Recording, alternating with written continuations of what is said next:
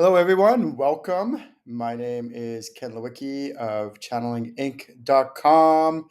I want to welcome you to the Ask Ken show. So, this is where I go live and I answer all your questions live on the air. I channel them. Live channeling, I do this for two main reasons. One is for my students to emulate to them how they can go ahead and they can channel live on the spot, anywhere, anytime, on the spot, in the moment, any place, anywhere, which is where ultimately I want to get all my students. They're able to channel and they know who they're channeling, who their spirit guides are, who other people's spirit guides are, and they're able to do it consciously, intentionally. We all channel. It's just, are you doing it intentionally? Are you doing it consciously?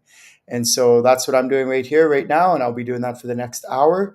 And then the second reason I do this is because where else do you go to get your spiritual questions answered? So this is a platform, a forum where you can go ahead and ask your questions live on the air, and then I will channel the answers. And if you're watching this, just feel free to say hi. If you're watching the replay, feel free to say hi. And let's start with our first question. So our first question is, are we source? So are we the creator, God, source, whatever you might want to call it? And the answer is yes and yes. So let me explain that. Um, so the way that I look at it is kind of like if you look at the Avatar movies, if you've ever watched Avatar, in that movie, it's a great analogy because the first two-thirds of the movie, you have these individual avatars, people that are going around, and each one has their own personality, their own attributes and characteristics that are unique to them, or their own individual soul. And then there's this beautiful scene where about two-thirds into the movie, where the enemy is attacking, and then they all gather around this tree, this mother tree, and they're connected to the tree, and they're all praying to the tree for help and support, uh, and they're praying to Awa. And then that's a great example, analogy of where they're all one, they're all connected. And so just like our humans, are we individual and are we all connected? The answer is yes and yes. So that's where sometimes in spirituality, like, don't get me wrong, sometimes in spirituality, it's like all like this, but not like anything else, or it's all like that, but not like anything else. But in this is an example where it could potentially be both. And if you look at a coin and you look at it and you go, no, it's heads, look, it's heads, see, look, it's heads. And then the person flips it over and goes, no, it's tails, see, it's only tails, it's tails, tails. And the question is, can it be both? And the answer is yes. So when someone asks me, like, are we source, are we God, are we creator? The answer is yes. And yet at the same time, we're our own individual souls. Okay. Where do our spirit guides reside? Our spirit guides reside in the astral realm. And when we die and we cross over, we go back to the astral realm to reside and be with our spirit guides. While we're incarnated, certain members of our spirit guides help and assist us during our incarnation, certain members of our soul family. And don't confuse this with earth family. Your earth family could be members of your soul family, but not necessarily. So then certain members of our soul family help and assist us during our incarnation while we're incarnated. And they are like interliaisons between us and God, us and creator, us and source. So they're kind of the intermediary. So when people say, well, I just want to channel God directly, you are. You are by channeling through your spirit guides. Your spirit guides are the interliaison between the two. And can we go to God directly? Yes, of course. I never tell people not to. I say, if you want to, go ahead, go for it. Oftentimes, though, when people think that they're channeling God or source or creator, they're actually channeling one of their spirit guides. What I recommend to do is get to know your spirit guide team. Most people have somewhere between 3 to 5 spirit guides, and each spirit guide, they're people like you and I in non-physical form, and each spirit guide helps in a different way, different area of your life, different capacity. Each spirit guide has their own unique attributes, characteristics, and demeanors, personality traits that make them unique. They're each their own individual soul. Yet, just like us, we're connected to Source. We're connected to God. We're connected to the Creator, or whatever wording you want to call it. Okay. And so when we're actually channeling our spirit guides, we're actually channeling God. We're actually channeling Creator. We're channeling all that stuff, which is beautiful. Um, so this is the Ask Ken show. If you're watching, just give a shout out, say hi, and where you're from, and I will say hi to you back. And then also, if you have any questions about spirituality, another example of this, like it's kind of like people saying, um, "Are we the ocean?" So, are you source? And the answer is no. We're like a drop in the ocean. So, yes and no. So, the answer is yes and yes.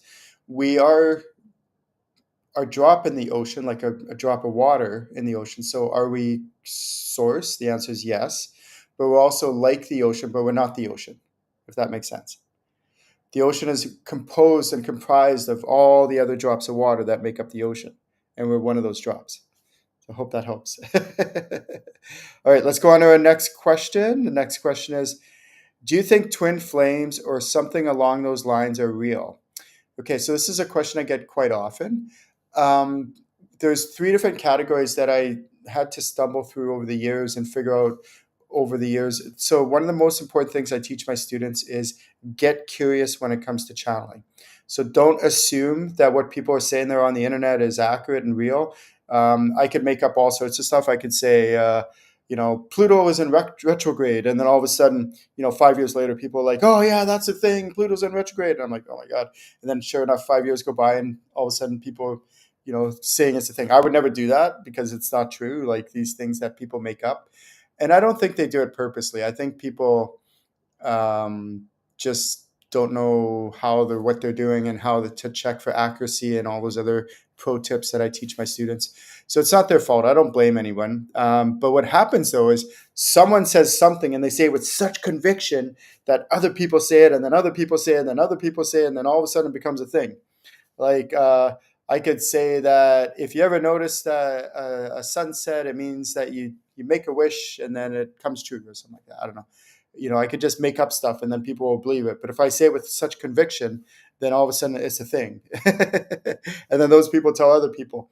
So it's kind of like one of those things when I first started to learn how to channel crystals is somebody's like, "Oh yeah, yeah, make sure you put your crystals in the in the moonlight and it'll charge them." So I just blindly believed them, and I was like, okay. So every night I would like hope that it wasn't cloudy out and that the rays from the moon would come in, and I would put my crystals, because I was new to crystals. You have to remember the spirituality industry is actually quite large industry, and way back when I first started and began, my primary focus was more on like meditation and channeling and more of those kinds of things rather than crystals and all that. Now I teach crystal channeling and crystal healing and all sorts of crystal stuff. I love it. So I was like, someone told me, "Oh yeah, put your crystals on the ledge at nighttime so that the rays from the moon, if it hits your crystals, it'll charge them." And I believe this.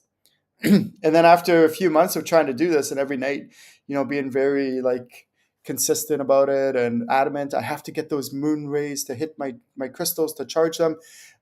Somebody said to me, they're like, "Ken, you're a channeler. Why don't you just check this? Check to see if that's true. If the moon rays actually charge your crystals." And then I checked. I'm like, "Actually, no, not at all." It's like, "Yeah, I didn't think so." And I'm like, "What?" So all this time, all these like 2 or 3 months that I've been doing this, it was all for nothing because it doesn't actually do anything. Like, yeah, no, it doesn't. So this is where we can get ourselves into like, we start doing things or thinking things because someone made up someday, years ago, who knows, that if you put your crystals in the moonlight, that it charges the crystals. Someone says that, and then everyone blindly believes it and goes along with the herd and a bunch of sheep. And then now, next thing you know, this spirituality topics all of a sudden becomes another religion because people are just blindly following it without actually checking it. Instead, what I do is I don't tell people what to believe. I teach people how to channel so that they can check things on their own. So what I'm about to say, if you're a channeler and you know how to connect with your spirit guides, you know who you're connected with, and you know how to check for accuracy, then check what I'm about to say. There's three different types of souls that you can connect with. One is kindred souls. Another one is soulmates or potential soulmates, and then the other one is what they call twin flames.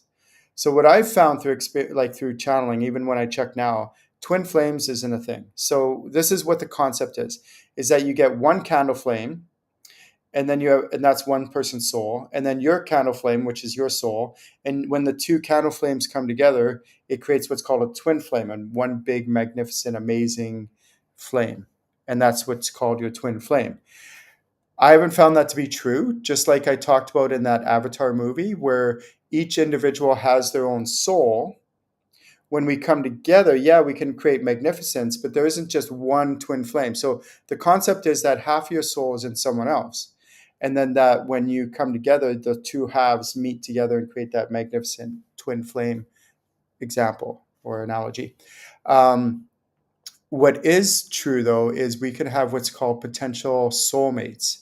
So a kindred soul is somebody that you have an amazing connection with. They are a member of your soul family, but it doesn't mean you're meant to be romantic with them. It's meant to be platonic, just friends. So that's where things sometimes people get confused. Like I met this lady that we kind of dated for a couple of weeks. Nothing really happened between us. We kissed a couple of times and that was it. But we knew we were just supposed to be friends. And then a few months later, she ended up meeting her childhood boyfriend, and then they ended up getting married, having kids together. It was like so beautiful. Oh my goodness. And now their kid's like a teenager, actually I think older than that, in their 20s. But they were actually true like soulmates, right? Whereas her and I were just kindred souls. We're just meant to be friends, and we're still friends to this day.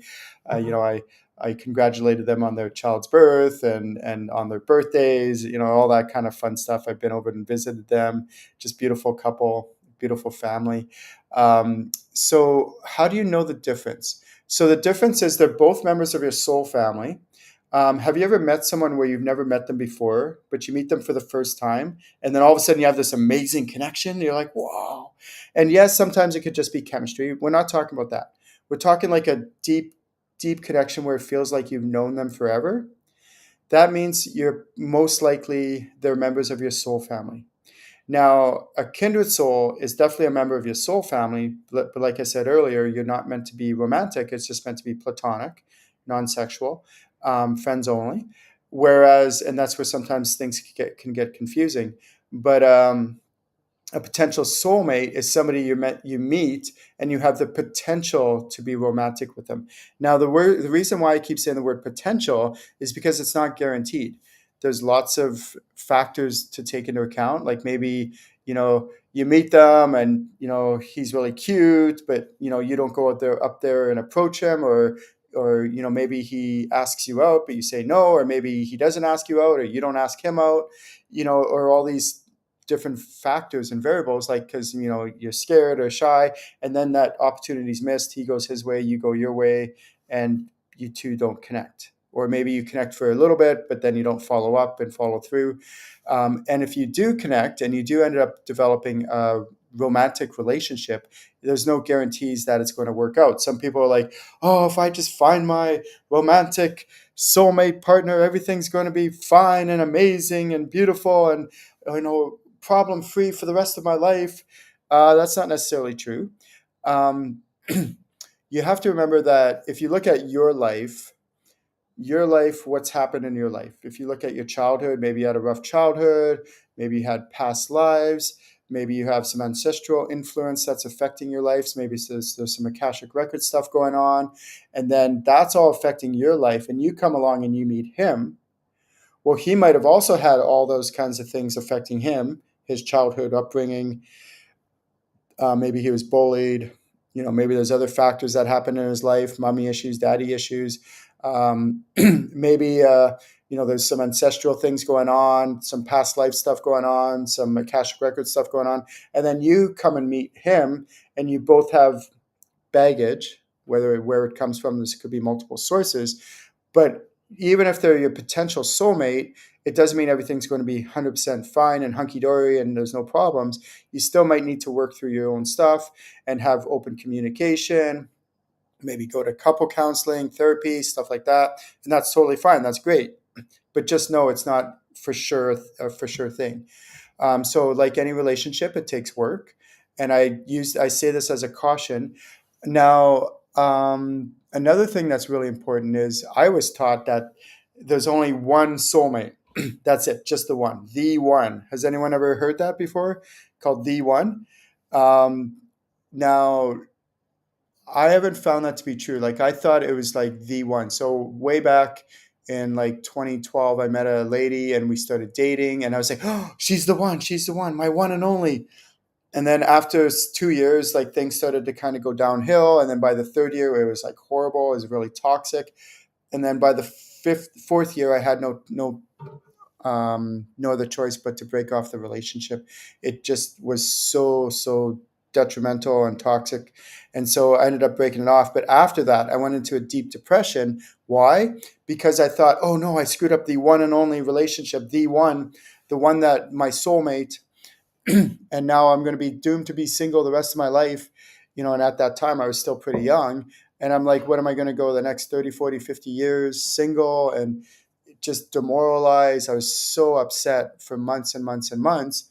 And then that's when I channeled and I asked my spirit guides, I'm like, is it true? Is there really only just one soulmate? And they're like, no, silly. There's lots of potential soulmates out there. And they're all over the world. And they're all different demographics, different ages. And they're everywhere, scattered around the world. I'm like, what? Really? I'm like, oh, okay. And then that's when I started to realize that there's not just one soulmate out there, there's many. So whenever you think, if you ever get that mentality again, that's where, like, my students really want me to do a whole like myth busting Ask Ken show where I do all these myth bustings. I'm like, I don't know. I'll probably make a lot of enemies if I do that, because people want to believe this stuff so much.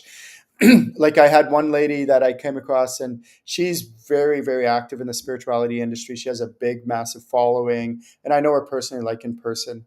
And we were hanging out for several years. And then one time she came in, she's like, "Oh yeah, I met this new guy, and I'm gonna test him and see how spiritual he is, and I'm gonna ask him, does he know that each chakra has a dragon that's associated with each chakra?" And I'm like, a dragon associated with each chakra? I'm like, hmm. So I check, and sure enough, that's not a thing. I don't know where she got it from. Sounds cool. Like, who wouldn't want that, right? Like a dragon associated with each chakra, like sounds super cool, or an angel or something like that associated with each chakra. But just because something sounds cool and you want it to be that way doesn't make it true. So again, check this stuff. What I just said, is it true that there's a dragon with each chakra? And the answer is no. So I would get, if I did a whole show on the Ask Ken show on like myth busting, I'd probably get a lot of hate mail and messages. That's not, because people really want to believe, like they get attached to stuff. And what a really good professional, highly advanced channeler does is they have a way of just like, okay, taking a deep breath, clearing themselves, and then starting fresh, like they know nothing about a topic, and then ask their spirit guides from a point of clarity or clearness, where they're not influencing the answer. They're just like, okay, what's the message that I'm getting, and channel that message clearly with purity, without any tainting, without them influencing the answer. That's a really good channeler. And that takes a lot of humility. Even for me, I'm doing this constantly. I'm like, when I do my mass ascension group healings where I heal groups at a time, I'm constantly checking, is what I'm doing working? Is it just me making this stuff up? Is this actually effective? Are we getting real world results? And I'm constantly channeling and checking my accuracy on a regular basis. And so there's a whole bunch of pro tips, like asking yourself questions like, am I getting myself in the way? Am I influencing the answer? How accurate am I? Low, medium, or high? All these different kinds of questions. Should I channel now or wait till later? Do this another time. Or because sometimes you just like, in a highly triggered state and you can't, emotional state, and you can't function. So maybe it's just good to take a few hours, take a breath, go do something else, come back and check it again. Things like that, or check it the next day. So these are all pro tips that I've learned and acquired over the years on how to get yourself out of the way, how to get more accurate information. And then the number one people that you want to start to learn to channel is your spirit guides. Why? Because your spirit guides are members of your soul family, and they've known you for eons. They know why you've incarnated, what you're here for, how you're meant to grow and evolve as a soul.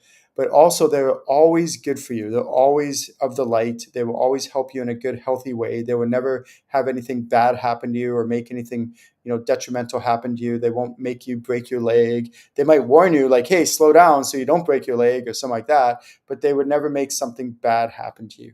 So they always, always, always, always, and I can say this with absolute confidence, they always do things that are good for you, that are in your highest and greatest good, and that are in alignment for you and your best interests.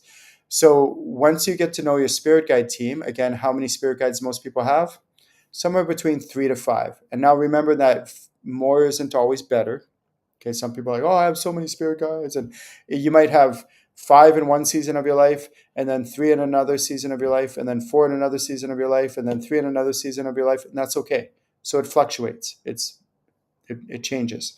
And it doesn't mean that it changes every week. It changes like maybe a few times a year, if that, depending on your ascension growth and a bunch of other variables. So as we get to know our spirit guides, then what we can do, the reason why this is really important is because of many reasons. So if you're watching this and you want to write this down, the reason why you want to get to know your spirit guides is because when you're channeling, you can check with your spirit guides to see if what you're channeling is accurate. Am I channeling this accurately? You can check with your spirit guides. Is it me just making it up? And they can check to see if you're on the right path and checking all this stuff. So that's one of the reasons. The other reasons why you want to get to know your spirit guide team is because then you can make sure if another soul or a being comes in, an entity comes in, and you're not sure if it's of the light or not of the light, you can check with your spirit guides to see if it's a safe source to channel. So this is where I got myself into a lot of trouble in my early years because I didn't know this, and this is why I teach what I teach, is to help people know that they're channeling in the light. I want all my students to be light workers and to operate in the light. That's hence the term light worker, because I don't want people dabbling in the dark. And oftentimes we don't do it on purpose, but it doesn't matter whether you do it on purpose or not. We could still be doing it inadvertently, not knowing so. And so that's where my naivety got me into trouble. Was I was inadvertently channeling things I shouldn't have been. But again, no one taught me this, and this is why I do what I do. This is one of the main reasons. Is my soul's mission is to make this world a better place by teaching people how to channel. Because could you imagine how much better the world would be if everyone knew how to channel in the light at really advanced levels and were doing what they were really meant to do with their lifetime? Right? How incredible this world would be. So that's my real mission. That's my legacy. That's how I want to leave a positive impact on this world. And I want everyone to be channeling like of the light. I want everyone to be channeling good things and healthy things, and making sure that they're also channeling accurately. How do we do this? We check with our spirit guides. So this is where our spirit guides come in, and try to get to know your spirit guide team, but don't just get to know the souls like, okay, this is this guy, that's this guy. Like, get to know them on a very intimate, intricate basis. Like, this is the qualities and attributes of this soul, of this spirit guide. Maybe this is my financial guide, and this is the qualities and personality. They're people like you and I, just in non-physical form. So get to know all the intricacies of this spirit guide, and then get to know the other intricacies of your relationship guide, and then get to know all the intricacies of your guide who helps you with your spirituality and your ascension and your spiritual growth. Like, don't just do the generality. If you can, this is advanced channeling I'm talking about, but push yourself, encourage yourself, try to really work on upping your channeling skills, upping your channeling levels. Because what I've noticed, what happens, and what happened with me in the early days, was most channelers, what they do is they go really quick, really fast the first year or 2 or 3, and then they kind of plateau and they just kind of hover here. So if you're this person I'm talking to, or even if you're new, try not to plateau anymore. Ask yourself, okay, what can I do? Again, get curious. So if you're watching this, write that down. Get curious. Ask yourself, how can I advance my channeling levels and still staying of the earth, like still staying 3D. You are 3D, you're meant to be 3D, but also ascending and being more 4D, fourth dimensional, 50, whatever, right? But work on being real, paying your bills, keeping your job, taking care of your chores and your household errands and all the other your duties, your responsibilities. Please be responsible, but at the same time, you're ascending. So this is what any of the ascended masters have done. That's why they're called ascended masters. Why? Because they've ascended beyond the 3D, but they're still 3D, but they've ascended to the higher dimensions. And so you can do the same as these ascended masters. You can do what I can and even more, said Jesus, for example, right? So he's not the only one that said that. Other ascended masters have said that as well. We can be like them, but start now. How do we do this? By starting to operate like our spirit guides do. Why? Because our spirit guides operate where? In the fourth dimension. They operate at this higher level. And if we can use them as examples to start to say, okay, how would my spirit guides operate like this? So you might have heard of the saying WWJD, which stands for what would Jesus do? But you could input that with something else. You could input that with another ascended master, or maybe there's a mentor or somebody that you admire. What would Oprah do? What would Jack Canfield do? What would these amazing, great teachers and leaders of the world that we have right now, examples? They don't have to be hypothetical. What would Mother Mary do? What would Mother Teresa do? Those are great examples as well. So if you can start to look at these questions, but what would my spirit guides do in this circumstance? How would my spirit guides handle this situation that's going on in my life right now? And making it real practical. Because as much as I love woo woo is great. Who here loves woo woo? I do. Woo woo. I love woo woo stuff. I love all that. But if possible, why not make spirituality practical? Why not make it real or realistic, where you materialize real life results? So I often have my students say, hey, Ken, you should have a camera crew follow you around for like a week and call it like the week in the life of Ken. Because if you just could see all the amazing synchronicities and serendipities that happen in my life on a regular basis, this is what I want for all of you. Why? Because I'm connected. I'm connected regularly. We all channel, but are you doing it consciously? Do you know who's around you? Do you know which spirit guides you're communicating with? And if not, can you try to get to know them? Okay, this is this spirit guide. Get to know them, not just a little bit, but a lot. Go deeper with it and challenge yourself. And this is how I got to where I'm at, was I would constantly be challenging myself. And then I do recommend, if you can take formal training and actually taught how to channel on a formal basis, where you have a manual, you have structure, you have practical tips, pro tips to help you get you up that learning curve a lot quicker. That also helps as well. So this is the Ask Ken Show. Thank you, everyone, for tuning in, for watching. If you're watching now, please say your name and where you're from. I will give you a shout out. And if you have any questions about spirituality, just ask the question and I will live channel the answers. Let's go on to our next question. The next question is, before a person incarnates, does that person's soul choose to be with another person beforehand, i.e., like your mom, your dad, maybe a partner, maybe a relative, something like that? The answer is most likely yes. So what happens is, when we die and we cross over, we go to the astral realm to be with our soul family. While we're in the astral realm, so this is Incarnation 101. When we're in the astral realm, before we incarnate, we meet with our certain members of our soul family, and they're usually ascended masters and souls at high, like of your soul family, ascended masters of your soul family. Each soul family has ascended masters that are within that soul family. And so what they do is they help you draft up what I call a rough blueprint of what you want to achieve when you're incarnated. So then you go down, you incarnate, you live a certain period of time, and then when you die, you cross over, you go back to the astral realm. You reside in the astral realm for a certain period of time until you choose to incarnate again. You incarnate for a certain period of time, and then you die and you cross over, you go back to the astral realm before you choose to incarnate again.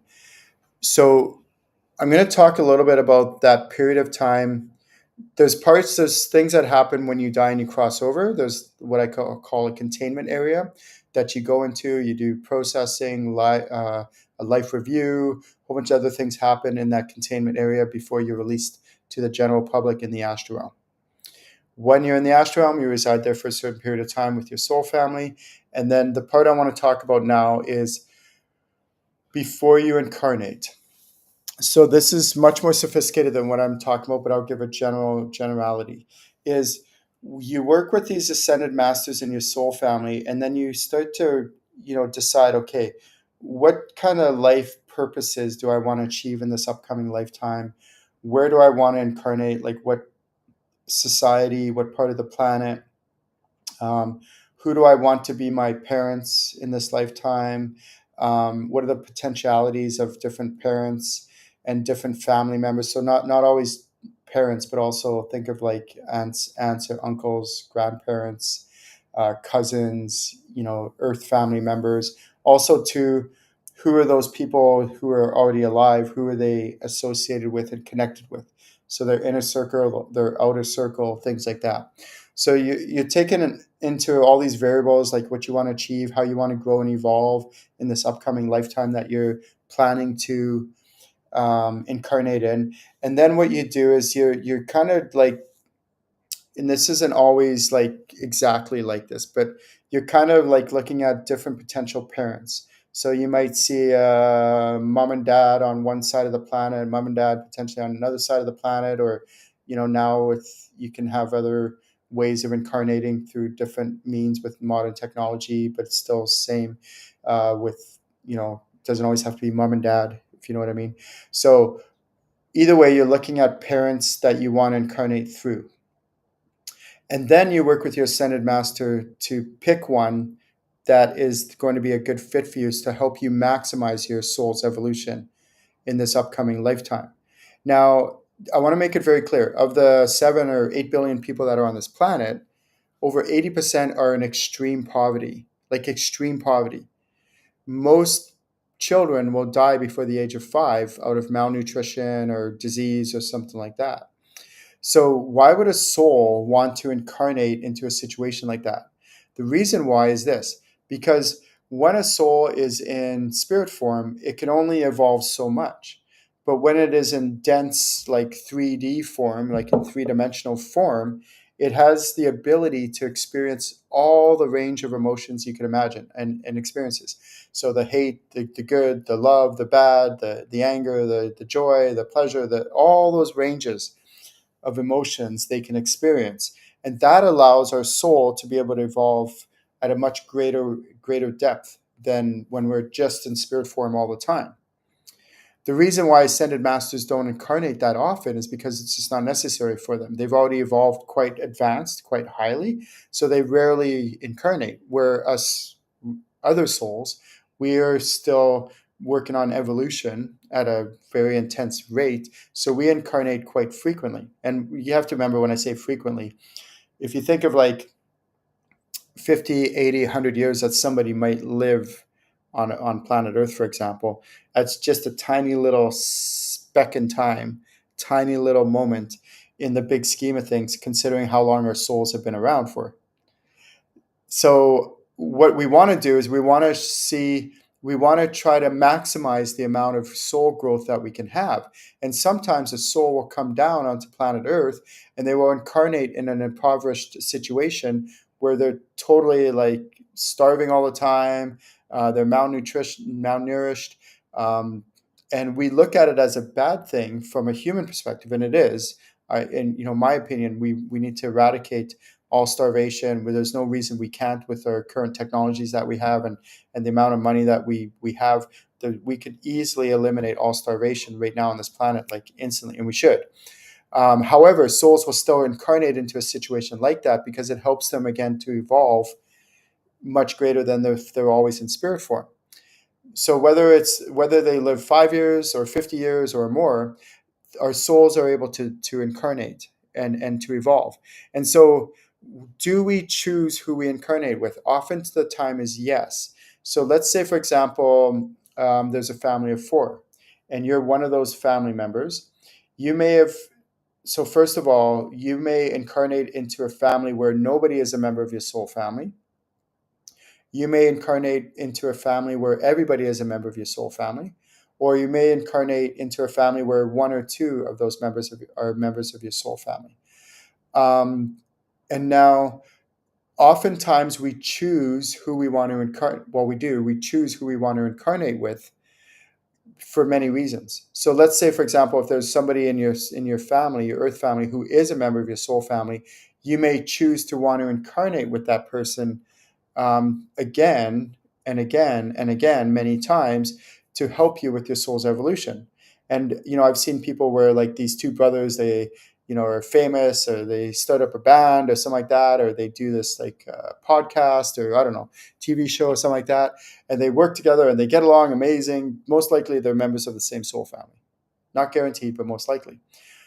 Oftentimes too, we might actually, believe it or not, we might actually incarnate with somebody in a family who is not a member of our soul family on purpose.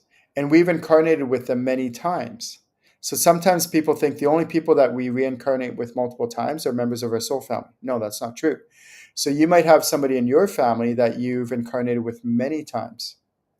You also might have a situation where the reason why you were meant to incarnate into that family isn't because your mom, your dad, your brother, sister they might not be members of your soul family, but you may have incarnated into that family because maybe the grandmother or the grandfather is who you were meant to be with in that family, or maybe a cousin or an aunt or an uncle, or maybe they have close friends that are not necessarily blood relatives, but are still close friends to the family, and that's why you chose that family, so you can intermingle and connect with those other people that are not necessarily blood family members, but are members of the family or friends of the family. So, great question. If you're watching this, please feel free to say hi. And if you have any questions about spirituality, just go ahead and also say your name and where you're from. And I will live channel the answers and give you a shout out. Okay, let's go on to our next question okay. Is there a lineup of souls waiting to incarnate? Yeah. So like I said, there's a whole bunch of souls that really, really want to incarnate. They want to, like, as hard as Earth can be. Some people are like, oh, Earth is so hard. I never want to incarnate. Like, why would I come here? Well, again, you come here on a soul level because it helps you to evolve to the greatest extent. So many people, I even had, like, my daughter, for example, she called me up one time and goes, Dad, what can I do in this lifetime so I don't need to come back and incarnate another time in this lifetime? I'm like, oh, that's so sweet. But most likely you are going to be back. Most likely you are going to reincarnate. How do I know this? Because I can guarantee that in past lifetimes you've said the same thing, where you're like, oh, I'm never going to incarnate again. This is my last lifetime. I'm never coming back. And then yet here you are. You're back again. So if that's happened before, and maybe multiple times where you've said that, and here you are back again and back again and back again, most likely in this lifetime, you're going to come back again in another lifetime. And that's okay. That's good. So when I figured this out and I learned this, again, check this with your spirit guides. Ask your spirit guides. Most likely you are going to come back. Ask this even to your soul. And that's a good thing. So the way that I look at it is an empowering thing. Like, for me, what I used to do before, when I was like, oh, life is so hard, life is so rough, I don't want to be here, I don't want to incarnate anymore. I just want to, take my life and be done with this lifetime because it's so rough and so hard, and play that victim role. It wasn't healthy for me at all. It really wasn't.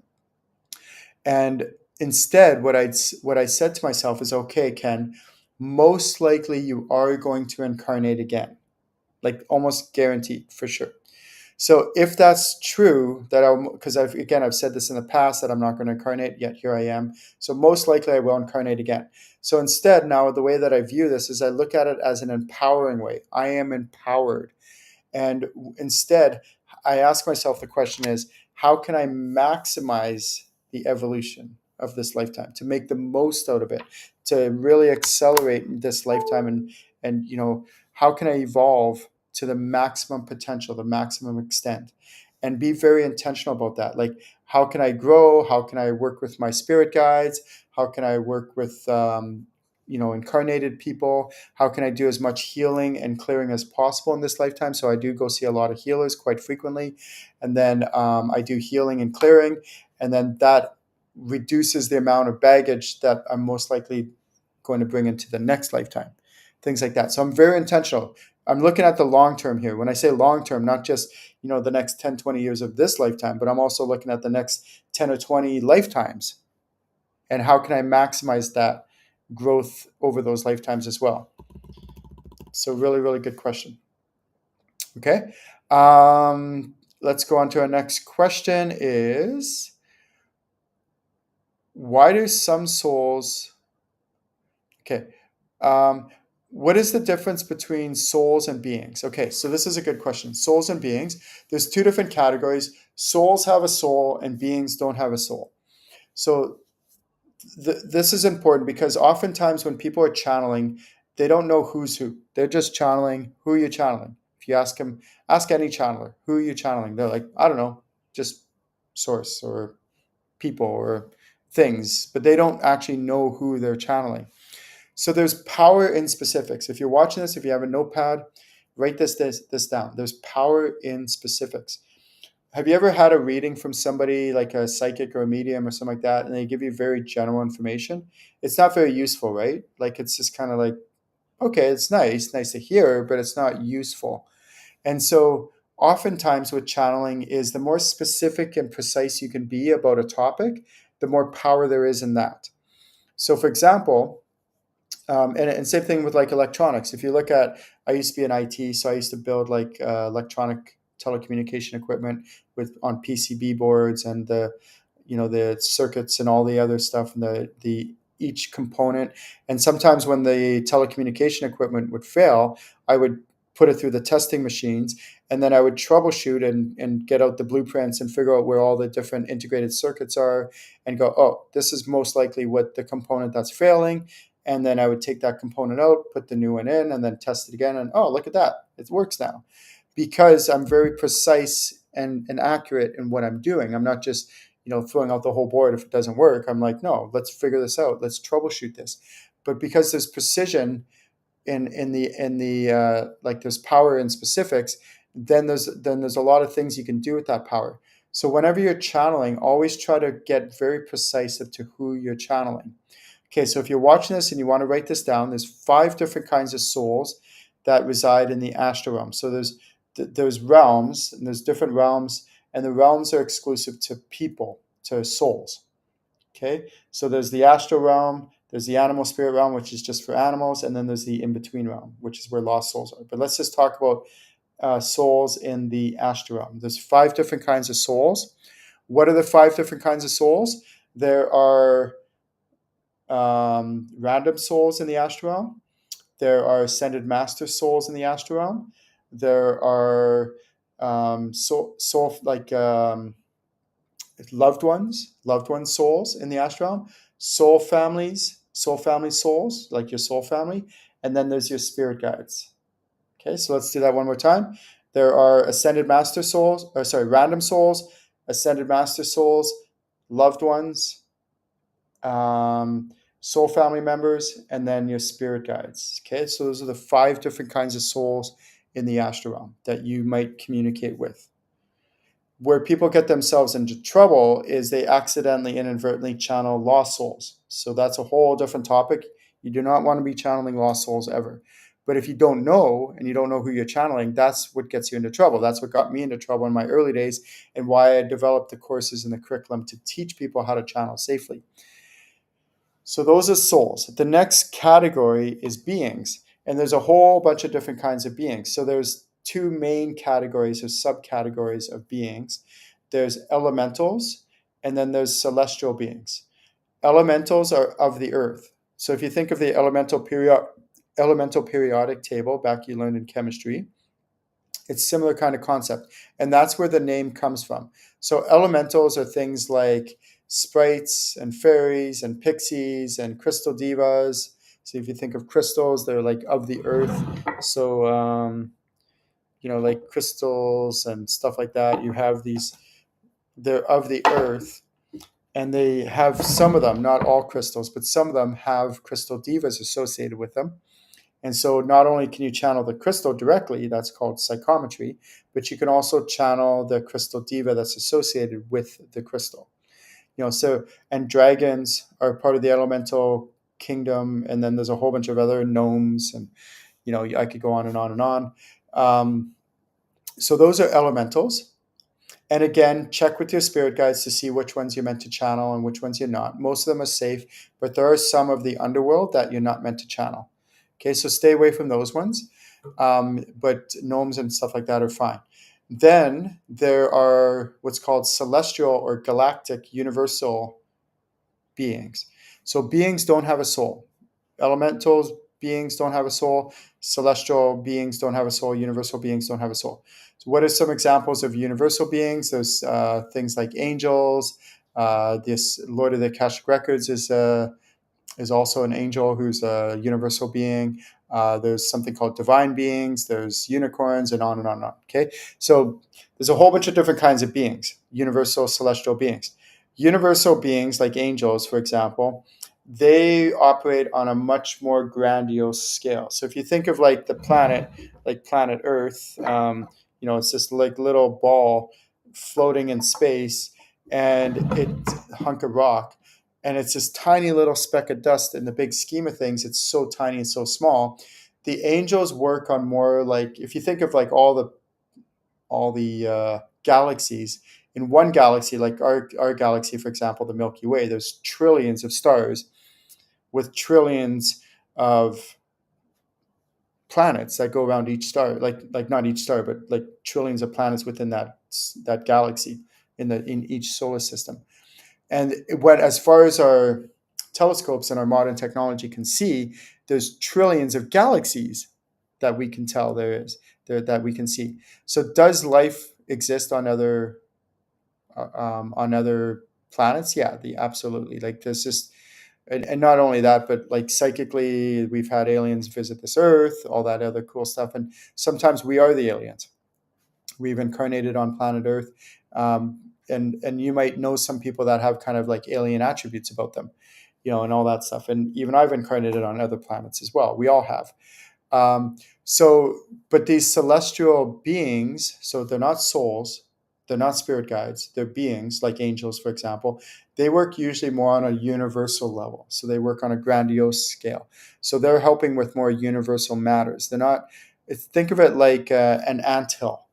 And us humans, we're looking down at this anthill. We're not going to get involved in the day-to-day kind of involvement of, this ant and this ant are upset with each other because one didn't invite the other one to its birthday party or something like that. Like, we're working more on a bigger scale than just that one individual anthill. And through our journey, we might come across many anthills, but we're not going to get involved in each individual bickering between people and stuff like that. Or one ant is struggling carrying this load of this leaf or something like that. So we're going to help this ant out. Like, no, we're just going to let it, figure its stuff out and stuff like that. But that's where the ant, or this case us, we might have our own individual spirit guides to help us with their day-to-day matters. So what we want to do is we want to start to learn and differentiate between the different kinds of souls. So again, there's 5 different kinds of souls in the astral realm, and then the different kinds of beings. And if it is a being, they don't have souls, but what kind of being is it? Is it an elemental being? Or is it a universal being? And so again, there's power in specifics.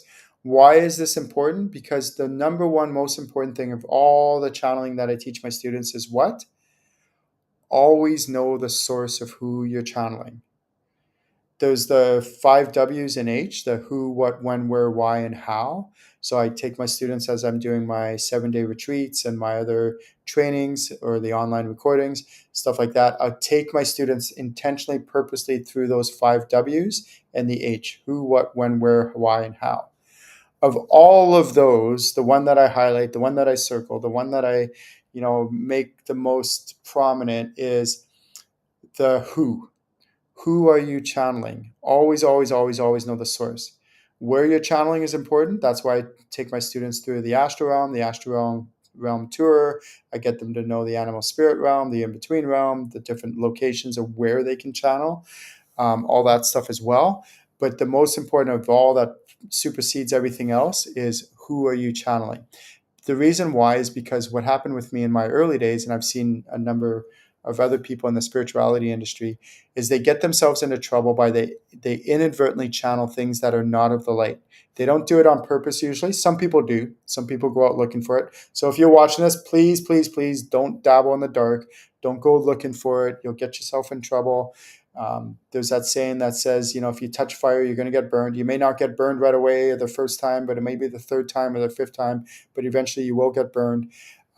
These things that are not of the light can be very harmful, can be very detrimental. They can mess up your life in a real way, like not just hypothetically. And they've done that to me many, many times in the early days. And that's why I teach my students this now, is always channel and work in the light. Does that make sense? Any questions about that? If you do, just type in your questions. I'll see the questions and answer it. Okay. So speaking of questions, let's go on to the next questions is, do souls have a gender? That's a really good question. Souls do have a gender sometimes. So let me explain that. Have you incarnated many lifetimes? The answer is yes. Have some of those lifetimes you've been male? Yes. Have some of those lifetimes you've been female? The answer is yes.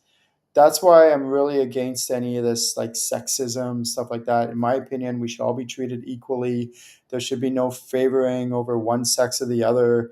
I get really, really upset when one gender is treated unfairly compared to the other. And why do I get upset? Because in many lifetimes, I've been both genders. And so this really bothers me on a like a bigger picture level. Same thing with races. That's why I'm very against racism. Why? Because I've been many races over many lifetimes. I've incarnated on pretty much every country, every continent on this planet. So how could I be racist in this planet? Like, there's things like these sports competitions and all that, and people are like, oh, we're the best, and they have so much pride about the country that they live in, and this superiority complex, and we're this better race than this other race, and all this. I'm like, oh my God, no, you're not. You're not. There's no superior race. There's no such thing. It doesn't exist. And also, if you were born in this lifetime in this one country, and that all of a sudden makes you, so proud to be that citizen of that country, and oh, the best country ever, and all this stuff. But then the last lifetime, you may have incarnated on another side of the planet, another part of the planet, in another country. Does that make that in that lifetime you're like, oh, this is the best country ever, and the best, so prideful, so proud. And then the lifetime before that, you're in another totally different country. Oh, that's the best country ever, and you're so proud. And it's like, you got to let all that go. Let all that go. This lifetime, you just happen to choose to incarnate in this planet, on this lifetime, in this society, in this country. But next lifetime, you'll most likely incarnate in a different country on this planet, somewhere else. If it is this planet, it might even be a different planet. So don't get all caught up in that. Think big term. Think on a soul level. Is that nobody's better than anybody else. This takes a lot of humility to answer that. It doesn't mean you still don't admire your country or where you're from and your home country and all that. That's cool. That's fine. There's nothing wrong with that. Just don't think that you're superior than other countries and all that. That's ridiculous. And then there's also a whole bunch of like genetic stuff that genetic testing. If you ever did in genetic testing, you would probably realize that you're most likely, your ancestors are from all over the world. And so there's no such thing as a superior race. And the question is do souls have a gender? So you have lived many lifetimes as many, like sometimes as a male, sometimes as a female, and it switches back and forth each time you incarnate. Not every time, not perfectly, but if you took the average, most likely it would be close to 50%, most likely. Now, if that's true for you, is that also true for your spirit guides? So let's take one spirit guide. Let's say, for example, you have a female spirit guide that comes in, and she's here to help you with relationships and maybe finances, maybe a few other things like that. Okay, so she's here to help you with this topic, this area of your life. Now, I've had it where, so two things. Sometimes people get really caught up and they're like, oh, this spirit guide's always right here. This spirit guide's always right here, or something like that.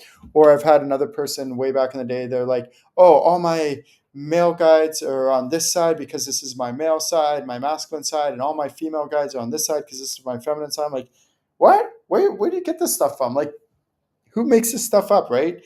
But people believe anything. They'll think anything. It's like, no, your spirit guides are in spirit form and they could be anywhere. They could be in the walls. They can move anywhere. Sometimes some spirit guides do have a favorite spot, but doesn't mean they can't move and go to other places. And a lot of times spirit guides don't have a favorite spot. Instead, what I encourage my students to do is get to know their energy signature. So no matter where they are physically in the room, you can get to know who they are. You know who they are by their energy signature attributes and characteristics.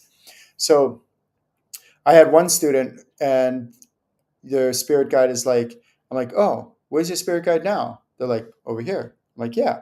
Well, where's your spirit guide now? Over here. I'm like, yeah. Where's your spirit guide now? Oh, behind me. Yeah. Where's your spirit guide now? Oh, in front of me. I'm like, yeah. And why are they doing this? They're like, I don't know. I'm like, well, ask them. Like, oh, it's to let me know that they can move around, that they don't have to be all stationary in just one place. I'm like, yeah, exactly. And they're like, oh, I used to always think that they always had to be in one place all the time. I'm like, no, who says they're in spirit form? So then I had another time, another totally different situation, another person, when their spirit guide came in and they presented themselves as a 23-year-old female. I'm like, they're like, yeah. And they described him and everything, 23-year-old female. And then I'm like, oh, well, how are they presenting themselves now? And they're like, oh, like a 35-year-old male, like middle-aged male. They're like, yeah, yeah. I'm like, huh. And then I'm like, okay, so how are they presenting themselves now? And I'm like, they're like, what? What do you mean? I'm like, yeah, they've shifted again. How are they presenting themselves now? And they're like, oh, like a 75-year-old female, like an older female. I'm like, yeah. And they're like, oh. I'm like, how are they presenting themselves now? They're like, what do you mean? Yeah, they've shifted again. Oh, they like a 20-year-old male. And they're like, yeah. I'm like, okay, so why did they do that? They're like, I don't know. I'm like, well, check. And then they're like, oh, it's to show that they've been many people over many lifetimes, and that they can choose the persona that they want to choose. That they don't have to be just one persona that they choose. Now, most of the time they do, in my experience, they just for your sake to make it easy for you. It's not for them, it's for you. But they'll choose a persona that for two reasons. One is to make it simple and easy for you, but also the one that's going to help you the most. But just like you've been male and female many lifetimes, and you've been different ethnicities and different genders over many lifetimes, they can also choose to present themselves in these different ways. Now, those four examples that I gave you, they didn't just choose any four random examples. They chose four examples of past lifetimes that they've had with that person. So this is really important. I'm getting to a point here. And if you're watching this, you can write this down. Your spirit guides will choose a persona to present themselves that is related to a past lifetime that the two of you have had together. How cool is that? Right? So it's not just any randomness. They're choosing an actual, for specific reasons, they're choosing a specific lifetime where the two of you have incarnated together. And then in that lifetime, most likely, my experience has been, it was a relatively healthy relationship that the two of you had. That person might have helped you in certain ways. Maybe they were a brother or a sister, or maybe they were a mentor, maybe they were an elder, maybe they were a mother or a parent or something like that. And then they choose that to help you the most. Now, they could choose other lifetimes, but they're choosing this one on purpose. So when somebody says, does a soul have a gender? The answer is no. Like a soul is an orb, an orb, ball of light, but they will choose to present themselves as either male or female because that's the way that they want to help you the most. They will choose to present themselves as younger or middle-aged or elderly on purpose to help you the most. They will choose to present themselves as a different ethnicity or same ethnicity or different ethnicity, but a specific ethnicity to help you the most. Their personality and the soul is relatively the same. Their energy signature components are relatively the same, but the way they present themselves might differ. But they most likely will choose one personality, one persona to present themselves for the entire time that they're assisting you with. Okay? Does this make sense? This is pretty advanced channeling, pretty advanced knowledge, and I could go on and on. There's much more intricacies about this. So let's just recap this. How many spirit guides do most people have? 3 to 5. So if you're watching this, get to know your spirit guides. Don't guess. More isn't always better. You might have 3 guides in the season of your life. Be okay with that. You might have 5. Be okay with that. You might have 4. Be okay with that. Sometimes some of my students will have 2. That's okay. Sometimes they have 6. That's okay. Knowing that this number will change throughout different periods of your life. Maybe once or twice a year, you might get one who steps back, another one who steps forward, or the amount that you have can change. But don't just get to know how many spirit guides you have. Get to know the different energy signature components of each one. Get to know the different energy signature components of this one, and start to differentiate between the spirit guides, your spirit guides. Get to know who they are on a personal basis, who they are as people, how they're here to help you in your life, what areas of your life they're meant to help you, in what capacity they're here to help you. So my name is Ken Lewicki. If you want to know more, please feel free to visit my website, channelinginc.com. I have so much more to share, and I will see you soon. Have a wonderful day, everyone.